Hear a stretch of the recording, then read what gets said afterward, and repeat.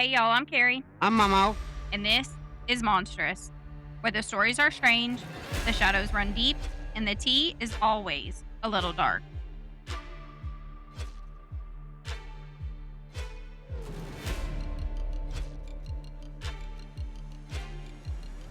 Listener discretion is advised. Monstrous covers true crime, violence, and other unsettling subject matter that may be difficult for some listeners. All right, everybody, we're back. We took Ho- last week off, so we hope everyone had a happy 4th of July we weekend. did way too much, Right. Had a house full all day. but it was fun. My husband tried to blow our deck up with fireworks. Yep. Like the second year in a row. We got to find somewhere else for him to do those because something happens every year. But everybody had fun. Kids were in the pool most of the day. Swam all day. Slept really good, that's for sure. We all did. Mm-hmm. Tried Our some new recipes. We had deviled strawberries. yes. Yep. JR loved those. And I mean, he's picky. Yeah, he is. So he loved it. He liked everything we made. Yeah, he did. He ate good. Mhm. Yep. Coraline too. Coraline's kind of finicky too on certain foods, kind of like how Logan is. But she loved everything we ate too. Ate way too daggum much. Yeah, That's I for did. sure. So we hope everyone had a fun and safe 4th of July. It was America's 250th birthday. Something finally older than me. So this week, we're coming back. We're gonna start this week and next week a little bit lighter. A little bit of a historical what the fuck kind of thing. Piggybacking off of our last episode that we released. And then in 2 weeks from today, we're going to be doing a big case. Yep, I got a big one. Um, and it's kind of heavy. The next several ones after that are going to be pretty heavy. So I figured let's come back with a couple lighthearted what the fuck ones in the good way. And then we'll dive back into the heavy hitters. So, are you ready? About as ready as I'm gonna get. Okay. I think that's your tagline, mama. I think you say that every week. Okay, so tonight, because we're recording at nighttime. So tonight we're talking about a story so strange that it sounds like a joke until you realize people in the Middle Ages believed it, recorded it, and repeated it for generations. This story has been preserved in later accounts and compilations, so historians do debate the exact details. Okay, so bear that in mind because stories like I am this a historian. No, I'm a history. stories like this tend to survive because they do more than report on the event, like they're collected, right? They're passed down one generation to the next, like folklore basically. Right. So things change from generation to generation. So we have to remember that as we're going through this, okay? It's a very big debate, the exact details, but it's still fun to tell anyway. Oh So yeah. w- Some of those folklores are just hilarious. I know it's like, really? But It's then like, what again, the hell were you thinking? right, but then again, I mean, we've seen Stranger Things. So, Just in the family. right. Okay, so like a lot of medieval stories, this one survives through those retellings, summaries, and even later writers who were often more interested in the meaning of the event than preserving it in exact detail. So it's just kind of what's out there. How much of it is true, we don't know, but it's still fun. It doesn't make the story worthless. It just means that we have to treat it as a tradition with layers rather than just a modern transcript in a storybook. It's that kind of layering, though, that makes it interesting because the way a story gets remembered can tell you just as much about the event itself as if it was taken and recorded by someone's cell phone today, in my opinion. So I'm going to tell you the story of the Meowing Nuns. And yes, I said meowing, like meow, like a cat. Okay. Yeah, it's exactly what it sounds like, okay? So, according to the version of the story that survives, a convent of women in France suddenly began making cat sounds. One nun is said to have started meowing, and in the retelling that followed, the behavior spread throughout the entire convent. So, this part is important because, according to later accounts, this was not just one odd sound that passed by unnoticed. It became a collective disturbance, something repeated often enough to enter the historical memory. So, why that happened is where the mystery actually begins. It's a woman in religious clothing in a place built around silence, discipline, prayer, and obedience. And then she suddenly starts making the sound of an animal that's already unsettling just in of itself. Okay. But the reason that this story lasts isn't just because the sound is bizarre, it's because it points to a deeper fear. What happens when a person or an entire group of people loses control of their body in a place where control is everything? So, the first thing to understand is the world that these women lived in. Because we're not talking about modern day nuns. This is medieval age nuns. Okay. So, a medieval convent was not just a quiet building with stone walls and prayer books, it was an institution, it was a world unto itself. Enclosed communities have a way of turning small things into big ones. So, when people live together under strict rules with limited privacy and constant social awareness, the ordinary rhythms of life get amplified. A cough, a laugh, rumor, a strange habit, any of those can take an outsized importance. In a place like this, the emotional weather of the group matters almost as much as the formal rules written on the page do. So, for the woman that lived in this convent in France, the convent itself represented devotion, order, isolation, and often a life very different from the one that they might have had outside of those convent walls.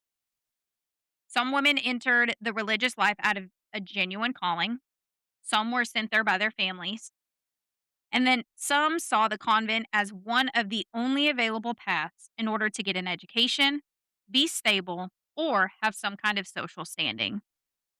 For many of them, the cloister offered protection from dangers from the outside world, but it also came with severe limits. Life inside of a convent was structured by bells, rituals, hierarchy, and expectation. There were prayers at certain hours, meals at certain times, work assigned according to rank or need, and the rules that governed speech, movement, dress, behavior, and devotion. Silence was not just decorative, it was part of the spiritual discipline. The order mattered, repetition mattered, and obedience mattered. There's also something psychologically important about a place like this. A convent, to us, is nothing more than just a religious building, but to them, it's not. It's a sealed social world where expectations are constant and the stakes of behavior are extremely high. Even without anything supernatural happening, that kind of environment can create real pressure. People watch each other closely. Small shifts get noticed. A single unusual moment can start carrying a much bigger meaning than it would anywhere else. And that's what makes the story so unsettling. Because when a place is built around discipline, the smallest breach can feel enormous. So a convent is supposed to be calm, contained, predictable. It's supposed to be spiritually elevated above the chaos of ordinary life. So if something strange happens here, it would have been felt in a disturbingly way. In a disturbing way. Sorry. Not just because it was weird, but because it violated the entire logic of the place. Now, the Meowing Nuns story survives in later retellings and compilations, like I said, which means that we do have to be careful about how literally we represent every detail. But the core tale is consistent enough to be recognizable. In a French convent, one nun began meowing like a cat, and before long, that behavior spread. So the image enough is, I don't want to say settling to people. In the religious world, if you're devoutly religious, right? It might be unsettling. To me, it's fucking hilarious. A woman in religious clothing and the whole, nun, I don't know what it's called. I should have looked it up. Uh, in the whole nun getup, right? In a place of silence, suddenly started meowing like a cat. Not speaking, not singing, not praying, meowing. I find that hysterical. So not gonna lie to you. I would bust out laughing if I saw that. Here's a note they're trying not to laugh right now. Mhm. It's funny if you think about it. Like, it's awful because it's like, what is happening? You know what I mean? But it's so funny just to have that image in your head. So the first reaction for anyone hearing this story for the first time is usually some version of why, right? Why that sound? Why cats? Why a convent? And why women who committed themselves to a life of restraint? And most importantly, how and why did it spread?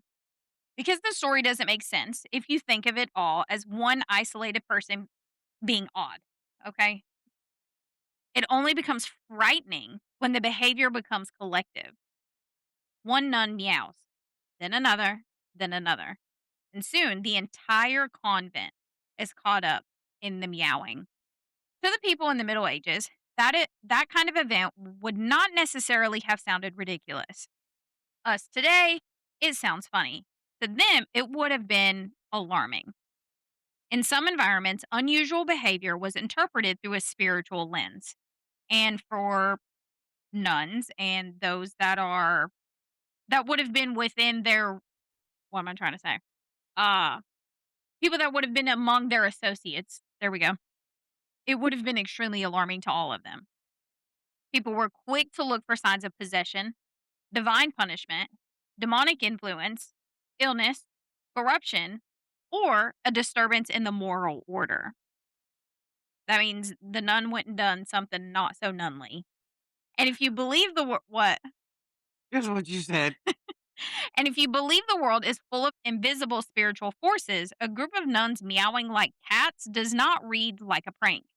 It reads like a warning. So the preserved versions of the story vary in their exact details, which is another reason that historians treat this tale very carefully. Some later accounts emphasize the spread of the behavior, while others focus more on the reaction that it caused. But the basic shape of the story is the same. What began with one nun became a collective disturbance. And that matters because once a strange episode moves from a private moment into a shared one, the meaning changes.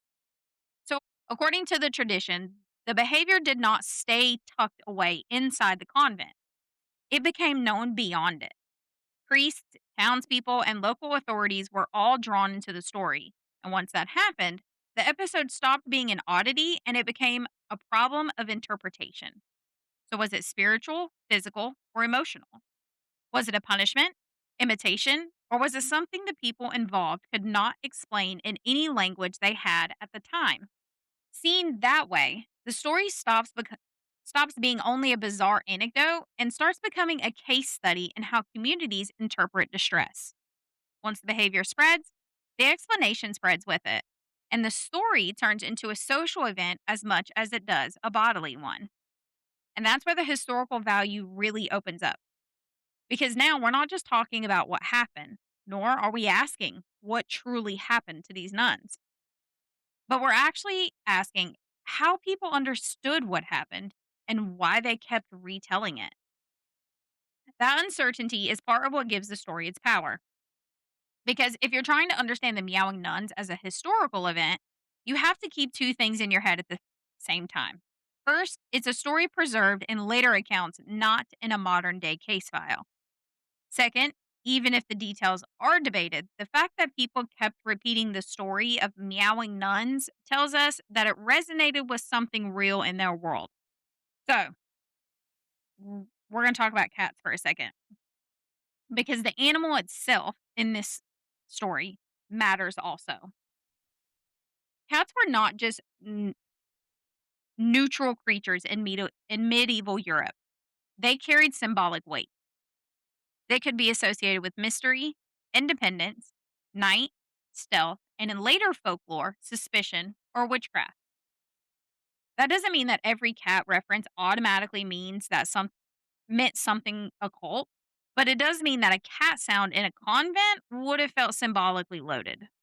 Cats also sit in a strange cultural space as well because they can feel affectionate and eerie at the same time. They are familiar, but not fully tame. They move with a kind of self possession that makes people notice them, but that also makes them useful in stories about boundary crossing. That part that's part of why the image works so well here. The cat is recognizable, but it also carries just enough strangeness to make the whole scene feel unsettled. It wasn't just a noise. It was a crossing of categories. A We're convent smoking some good stuff. so a convent was supposed to be a place of order, devotion, and spiritual discipline, right? Cat sounds are not in any way, shape, or form a part of that order. Anyone that has actually owned a cat knows that. Cats give zero fucks. They don't listen to any damn buddy. They do whatever the fuck they want to do. That in no way, shape, or form describes a convent. So when the story says that the women began meowing, it really gives us a picture of what it really gives us is a picture of boundaries being broke down. Human into animal, prayer into imitation, silence into noise, order into chaos. And that's the deeper reason that the story survives. It's not just funny or bizarre. It taps into a fear that runs underneath a lot of historical legends. The fear that a disciplined, controlled world can break in ways that no one expects. So the convent itself helps explain why that fear would have been so intense as well. A medieval convent was structured around routine, restraint, and hierarchy. The women living there were expected to conform to a very specific spiritual and social order. That doesn't mean that the environment was always harsh or unhappy, but it does mean that deviations from expected behavior would have stood out very sharply. In other words, the convent wasn't just a backdrop, it was part of the tension. And that may be why this story has survived for as long as it has. It isn't only that the detail is strange, though it most definitely is. It's that the strangeness feels structured. It has a setting, a pattern, a reaction, and a sense of escalation. That gives it the shape of a legend that people can remember and retell for decades. And once a story has that kind of shape, it can outlive the exact facts that actually started it. If a place is built on discipline, then has a collapse of then a collapse of discipline feels like more than an incident. It feels like a breach in the moral architecture of the world. And that's exactly why later storytellers kept returning to this episode. Whether they treated it as a curiosity, a spiritual warning, or an example of collective disturbance, they understood that the story had symbolic force. One nun meows, the others follow, the convent is no longer quiet, and then suddenly everyone is trying to explain what it means. Now, depending on which version of the story you're reading, the meowing may have happened in different ways or over a different amount of time. That's one of the reasons that historians are careful with it. The tale survives in later retellings, as I've said, but it is not in a clean, single eyewitness account that answers every single question for us. But even with those uncertainties, the story still tells us something important about the world that it came from. Because in the medieval and early modern mindset, strange behavior was rarely seen as just strange behavior. I mean, shit, it's rarely seen as just strange behavior today, let's be real. People looked for meaning in it. They asked whether it came from the body, the soul, the devil, God, or the social world around the person. A convent full of nuns making cat sounds would not have been filed away as a harmless oddity. It would have been read as a sign that something had gone out of balance. If one nun began meowing, people around her may have interpreted it through the spiritual and medical ideas that they had at the time. And and some people thought she lost her freaking mind. That too. If others followed, that may have reinforced the sense that something contagious, sacred, cursed or socially charged was going on. Now, the story does not tell us exactly what each person thought in the moment. What it does show us, though, is that the behavior was memorable enough to be carried forward, reshaped, and then repeated. In some later versions, the episode was eventually met with force. According to the later retelling, authorities threatened violence if the meowing did not stop and the behavior ended. Whether that happened exactly as described is hard to prove. But even as a story, it reveals how people thought authority worked. If explanation failed, power would then step in. If understanding failed, then fear would be used. If the body would not obey, then the community would try to make it obey. It's a grim idea, but it fits the broader historical world that this story comes to form. And it also helps explain why this tale keeps appearing in conversations about mass hysteria or collective disturbance. Because whether you read the story literally or symbolically, it's about behavior spreading through a group and producing a reaction that people around it struggled to interpret. And that is the real tension in the story. Not just whether nuns actually stood around meowing or not, but what it means when a community remembers a story like this and keeps retelling it because it feels like it says something true, even if the details are uncertain. So now let's talk about the possibility that the meowing spread as a form of mass psych- psychogenic illness. So if you've already got your mass hysteria episode in mind, this story fits Nope, should not be there.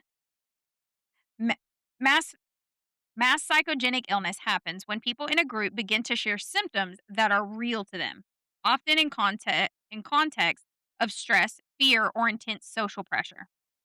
The symptoms can include fainting, tremors, the inability to speak, odd movements, panic, coughing, or other bodily effects. The key thing is that the symptoms are not chosen. People are not making them up in the casual sense. The body is simply responding. And the mechanism for that response is psychological and social, but the experience is physical.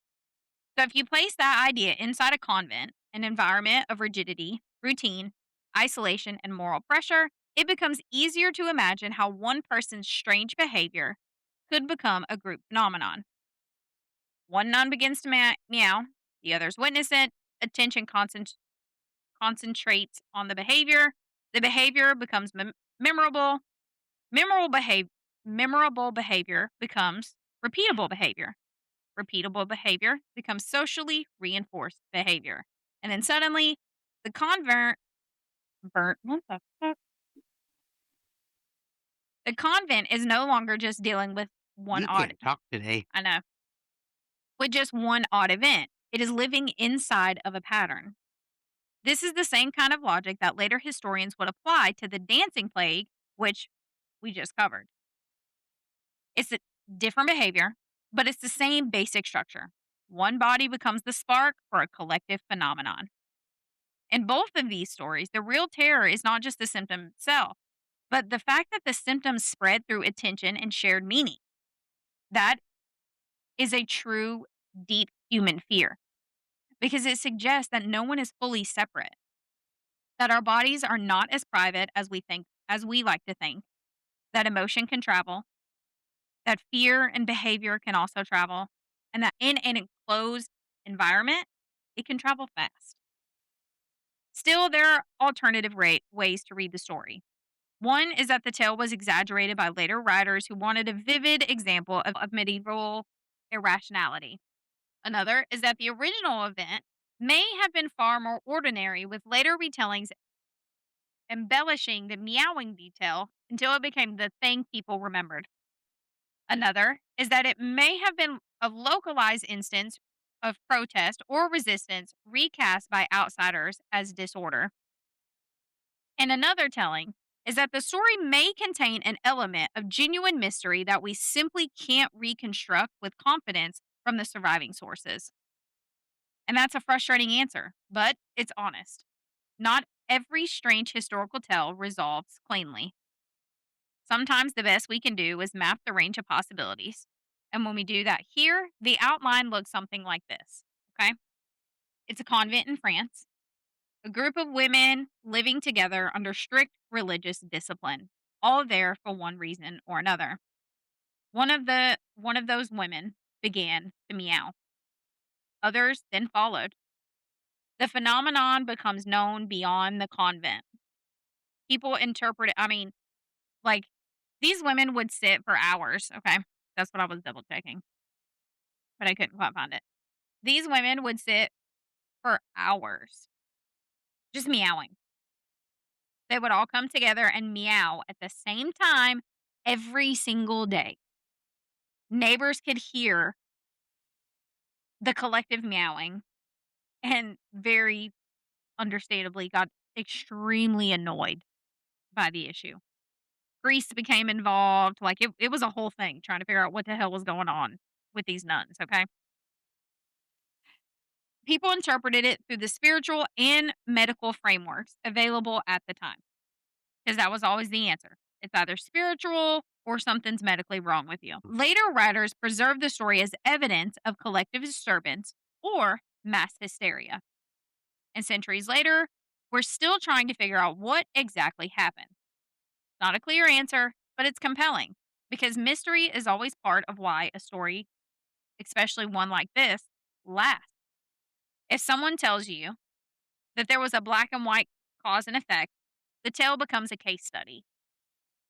But if the cause stays partially hidden, it becomes folklore, history, and a psychological puzzle all at once. They sit at the intersection of fact and feeling. They also reveal something important about the people who preserve them. The fact that someone thought that this was worth recording tells us that abnormal collective behavior was not just entertaining, it was meaningful. It hinted at anxieties about spirituality, embodiment, discipline, femininity, and social order. A convent full of meowing nuns is not merely strange. It is symbolically charged. The women are unclothed, the voice is disrupted, the animal breaks through the human, the sacred space becomes noisy, the orderly becomes unruly. And in a culture where order was often read as moral order, that disruption would have felt serious. If you wanted to think about the story in literary terms, though, you could say it functions like a pressure leak. All the tension in the convent, physical, emotional, spiritual, institutional, finds an outlet in the form of cat sounds. That outlet is bizarre, and in today's world, it's hilarious, but it is also strangely efficient. It gives the hidden stress a shape that people can notice. And once a stress has a shape, people talk about it.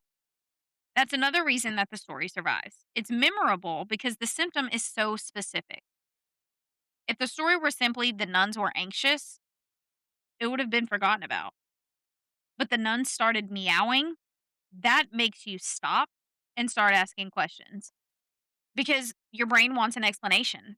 And when the brain cannot get one, it keeps chewing on it, trying to find one. So let's bring it back to the bigger pattern now. What do the meowing nuns and the dancing plague have in common? Well, they both involve behavior that seemed to spread through a group, happen in environments under pressure. They both become legible through the language of illness, morality, or spiritual crisis. They both also have modern listeners wondering how much was bodily, how much was social, and how much was narrative shaping, and both remind us that people in the past were not cartoons of superstition. They were human beings trying to make sense of distress with the tools that were available to them at the time. And that part matters a lot too. Because if we flatten these stories into, oh, ha, ha, medieval people were fucking weird, you miss the deeper truth behind it. And that is that human beings under pressure can produce behavior that is collective, strange, and deeply embodied. It's not a medieval problem, that's a human problem.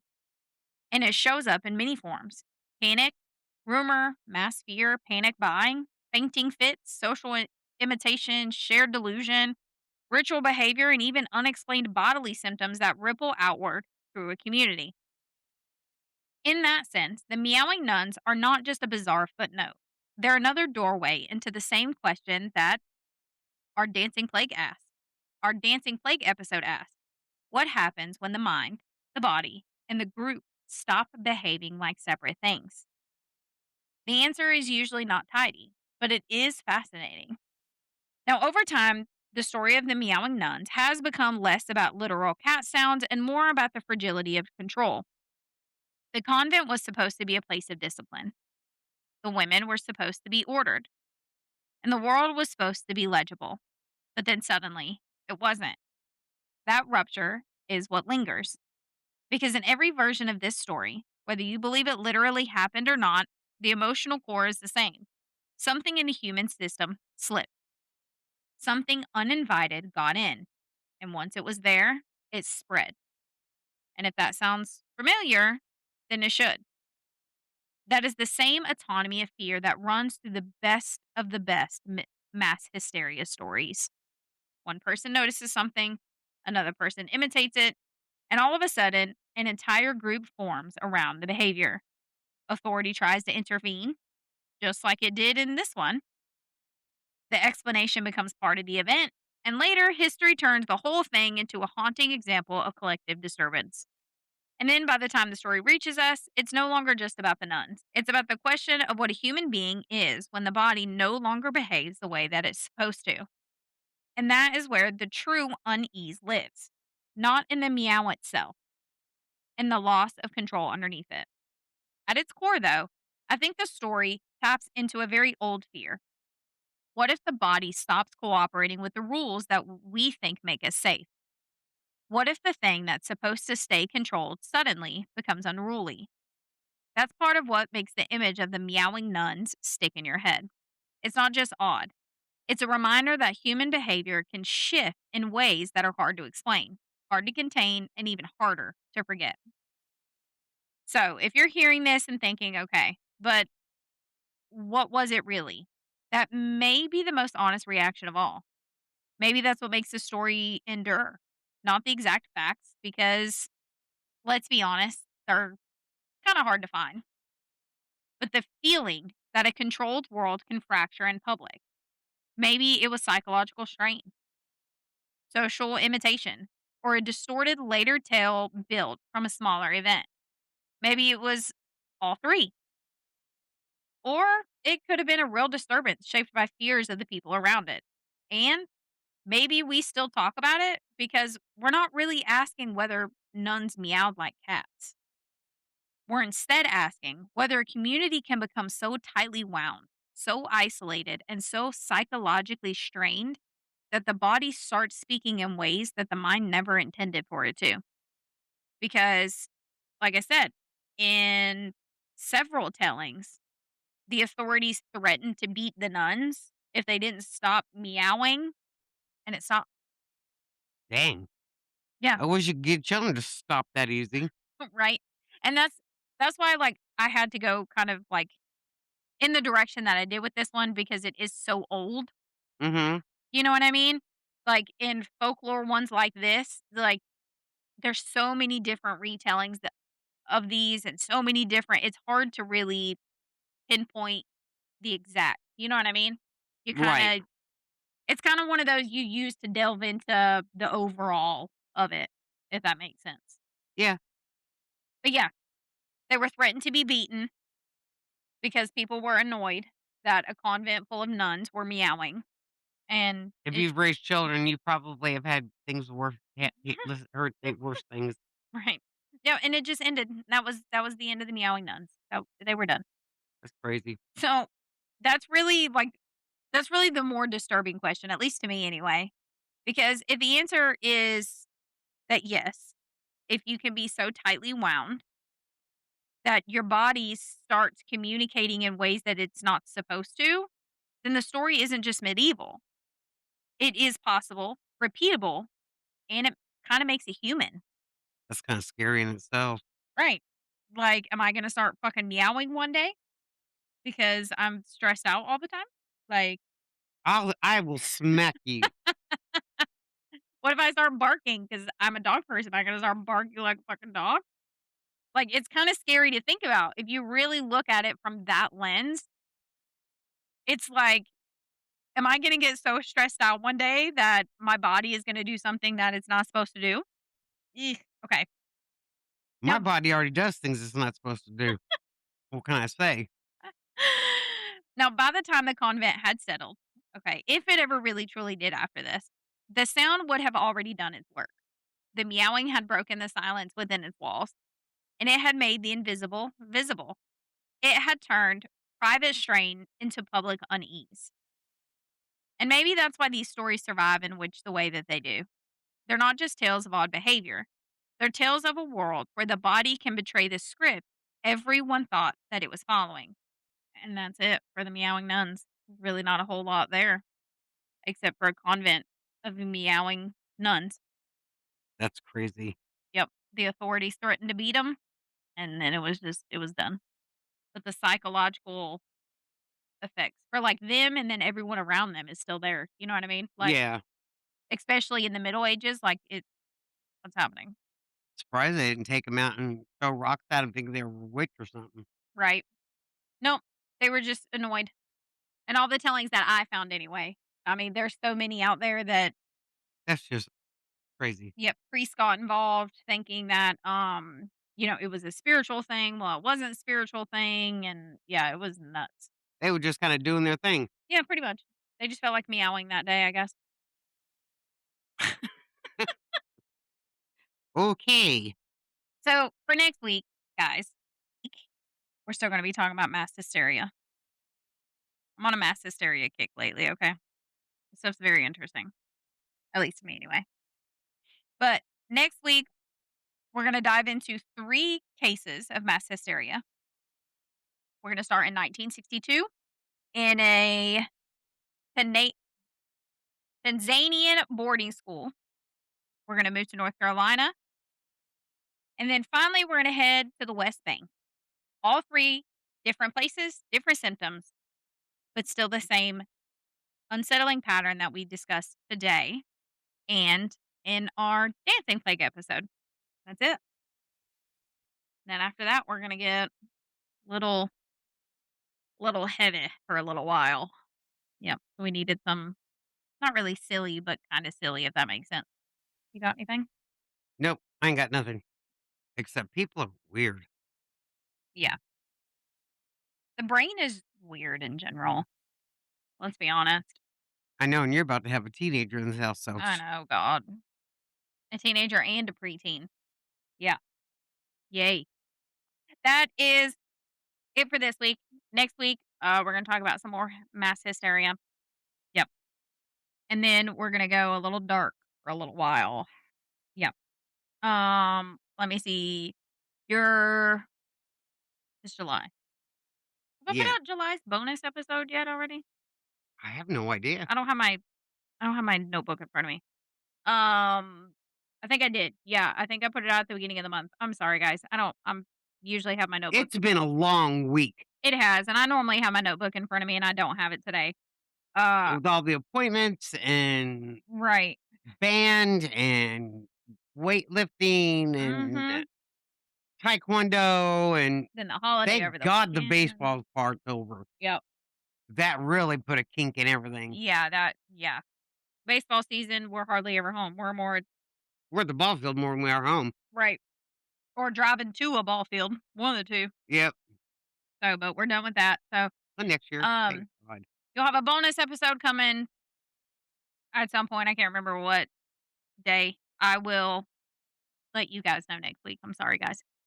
And then I'm taking the week of my birthday off. that's not till September though. Uh, I was just letting you know now. No, I'm kidding. okay, that's not till September. Because we're gonna try to start putting out at least one bonus every month. Sometimes Mama will be here for those bonuses. Sometimes she won't be. It'll just kind of depend on what it is.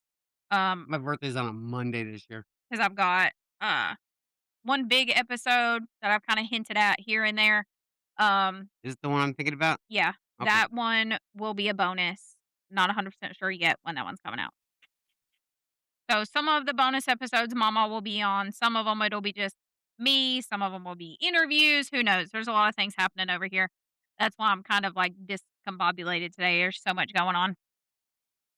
Uh, good things, good things, but a lot Yeah, is it's been a happening. lot.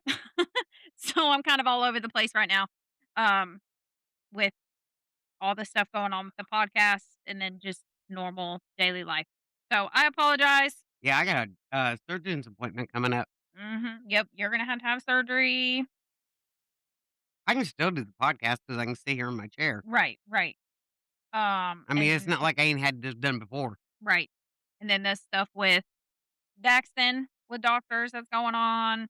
Oh, yeah. Yeah, so there's just so I'm just discombobulated. So I know it wasn't the best episode this I'm gonna Monday. try and because I have 2 appointments in August Yeah. in the same week. Mhm. The 24th is for my eye and the Yeah. 27th is for my dent. Now, if he does surgery around that You're time, just gonna change them. well, the dentist I will for sure, because all it is a cleaning. Oh yeah, so it's not a huge deal. Right, but the eye doctor, it's taking me so long to get in. Right. So I'm hoping I'm able to We'll figure it out. be, because it's like at 10:15 in the morning, you're gonna have to take me. Yeah. 'Cause Yeah. I won't be able to drive for 6 weeks. No. No. Yeah, we'll figure it out. Yeah, 'cause when I had the surgery the last time, that's been 11 years since I had the last one. Like, I have an umbilical hernia that needs to be taken care of. And it was 11 years ago because remember we came down here, Kim mhm. and I came down here Yeah. in a kind of emergency Mhm. situation and picking up all the grandbabies. Mhm. I ruptured that hernia. Yeah. But see, I won't do that this time. Yeah, because that was before we moved back here. Mhm. Yep. Because we moved here We were still in North Carolina right, but whenever when him. when him and I moved down there, um, it was right after that. Because remember that's when the house caught fire and Yeah. all that. So, Because I think it was just me, Mike, and Logan yeah, because whenever it's 11 you years ago. yeah, it was just me, Mike, and Logan that lived back home at the time that you and Kim moved. Yeah, when we came down. Because we stayed with Becky for a little bit till Yeah. we found a place. And then, Melissa and the girls and Jason then moved Yeah. after that. They moved to no, Jason moved. Jason took the girls and left. No, I meant from here to there. Oh, we were still living in the house. It was before the house caught fire. Yeah, yeah. When they moved back down there, back Oh, down see, I home. thought it was the other way around. Uh-uh. Oh, okay. Uh-uh. I thought So, it was the other way around. because I hadn't even started dating him yet Oh, when they yeah, left. that's right, that's right. So 'Cause that's been about they were still 12. living with you when they moved. Yeah. That's right, yeah. Yeah, because I was Yep, so yep, mad yep, when they left. yep. I remember. I took my vacation to clean my house. 'Cause we were living in I think we were living in Conley Springs. Yeah, you guys moved down there first, Yeah, and I think and Melissa missed Logan so much. Of course, and then I missed the babies. My yeah, Trisha calling through this bedroom wall, "Mama, Trisha." Then mom would holler at us. It was fun though. whatever. That's what you do to the boys with the vents now. Yeah, I was all tell them, "Quiet down, turn the TV down." Yep, you just lean over to the vent and you Yep. gotta yell because the vents are Actually, I just connected. walk. I'm usually going to the kitchen anyway to get something to Yeah. drink. So I just haul downstairs. I don't think they realize how loud it is They don't. They don't. until they come up here and they're like, "Oh, that's so loud." Yeah. Well, even in the living room, I have to tell 'em, "Turn it down. I'm deaf and I don't have my And TV that loud." they've had their hearing checked. They both can hear just fine. They're like most children. They have selective hearing, honey. Mike does the same thing. It's a man thing. I It's mean, g Sorry, fellas, but you gotta admit I'm right. I've been married several times, so it's a man thing. he'll be in the garage and have his music going, and you can hear it all the way in here. I can always tell when he's been driving the car. 'Cause I can hear him coming home. mhm. Thump, thump, thump, thump. Yep. But at least he turns it down before Yeah. he gets out. I Yeah. will give him because a lot of people don't. Yeah, he'll turn it down. That scared the crap out of me. He doesn't move the seat back, but he does turn the volume on the stereo down. That's alright, I don't do it either. He just always forgets to turn the bass off. I always, leave the seat pulled up because I know I do too. Whatever. Mike watch automatically moves it back. watch him put his knees in his throat. Yeah. He always forgets to turn the bass off. Always gotta Because Carrie and I are both flip the switch. Short. 5. Yeah, we're short. 5. Carrie's 5 foot. I'm like 5'1" and a half, 5'2", somewhere in there. Mhm. 5'1" and 3/4. I don't know. Mike's half an inch off from being 6 foot, so Yeah, so his knees are in his throat when we, I think he puts the seat back before he even gets in the car. oh, yeah. 'Cause I've seen him do it. But yeah, that's what we got. Sorry, guys. We kinda went off on Got him on a tangent. I know. Sorry, guys. Oh! That's not what you're here for. Well, now, at least they know we're really human. Right, right. We're not AI incorporated or some stupid stuff. But yeah, that's all we have. Be prepared, because after next week, it's gonna be we got some pretty heavy cases coming. I got some that have multiple parts, so you're gonna have to bear with us. Um, but then we'll go, I'll throw us a couple weeks of some nice lighthearted, maybe some folklore or something like that.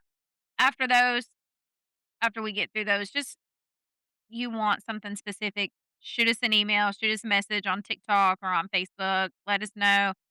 You can find all those links in the description, like always. You want to send us some listener tales, anything like that, email them, whatever, same way. I mean, that's all we have for this week. So come back next week. We'll dive a little bit deeper into some mass hysteria cases before we go dark for a while. Okay. Until then, guys, make sure you remember to Watch out for monsters. don't kill people, and we'll catch y'all next week. Bye, y'all. Bye, y'all.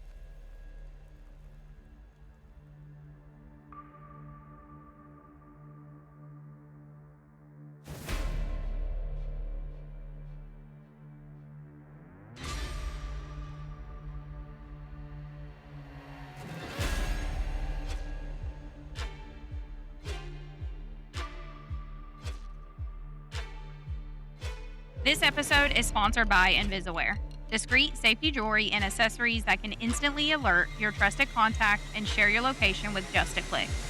No subscriptions, no hassle, just added peace of mind. Get 10% off your order at invisaware.com/monstrous10.